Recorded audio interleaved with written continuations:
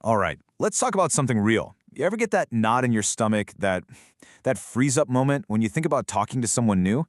Yeah, a lot of us have been there, but we don't really talk about it. So in this explainer, we're going to do just that. We're going to break down that shyness, figure out where it even comes from, and most importantly, find some real ways to get past it. So yeah, let's dive in. So let me ask you straight up, are you shy about talking to girls? Does that whole idea of just starting a conversation make you feel anxious? If you're nodding your head right now, listen, you are so not alone. It's an incredibly common thing. And today, we're going to get to the bottom of it and figure out how to leave it behind. Okay, first up, the fear of talking. And we need to get real about what this actually feels like. We're not just talking about a few butterflies here. For some people, this is a seriously intense, almost paralyzing feeling. You know, the source we're looking at uses this really powerful image to describe it.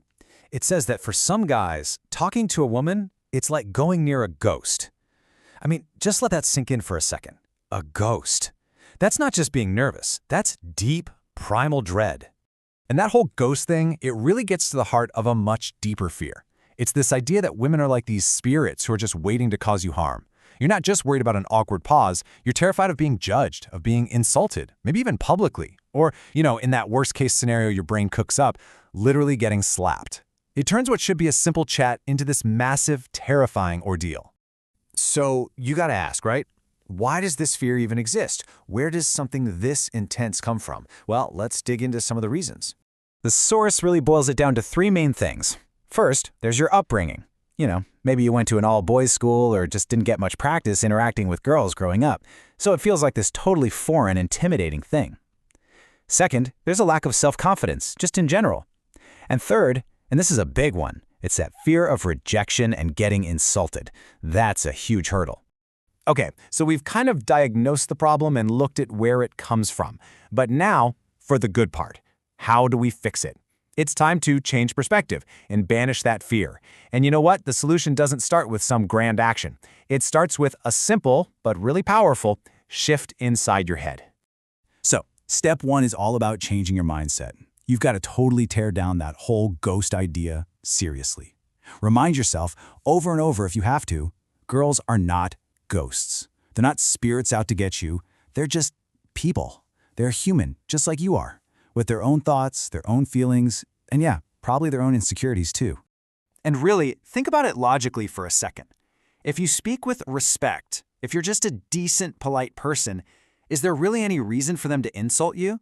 Probably not, right? The source is pretty clear on this. If you're respectful, the absolute catastrophe you're picturing in your head is, well, it's almost certainly not going to happen. All right, so hopefully the mindset is starting to shift. But now the big question, how do you actually start a conversation? What do you say? Let's get into some super simple, low-pressure ways to do it. Look, the main thing to remember is you do not need some kind of perfect, witty opening line. Just start small. Step one, ask for help. It could be anything. Directions, what the notes said in class, super easy. Step two, give a compliment. Just something simple and genuine. Step three, offer something. Hey, I'm grabbing a coffee, want one? And step four, this is a big one. Practice with strangers. The whole point is to just build that conversational muscle. And let's be super clear about why you're doing this practice. The goal here is to get comfortable with just the act of talking. When you ask a random person for the time, you're not trying to get their number. You're just proving to your brain that, hey, talking to people isn't this terrifying thing. It's normal. It's just talking. But, okay, there's the elephant in the room, right? The fear of hearing no. What if you do all this, you put yourself out there, and you get rejected? For a lot of guys, this is the biggest barrier. I love the way the source puts this. It says, think of it like going for job interviews. You give 10 interviews, get rejected in 8, it's natural, right?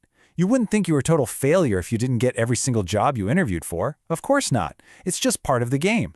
It's completely natural. You learn from it, you adjust, and you try again. So we just have to change how we view rejection. Look, if you get accepted, if they're friendly back, that's awesome. Great, you've got a new friend or made a connection. But if you get rejected, it is not a major personal insult. It's just a part of life. It means someone else can be a friend. It just wasn't a match, and that's okay. You move on. All right, so we've broken down the fear, we've looked at the causes, and we've got some practical steps. Now we get to the final, and maybe the most important point of all. The first step is yours.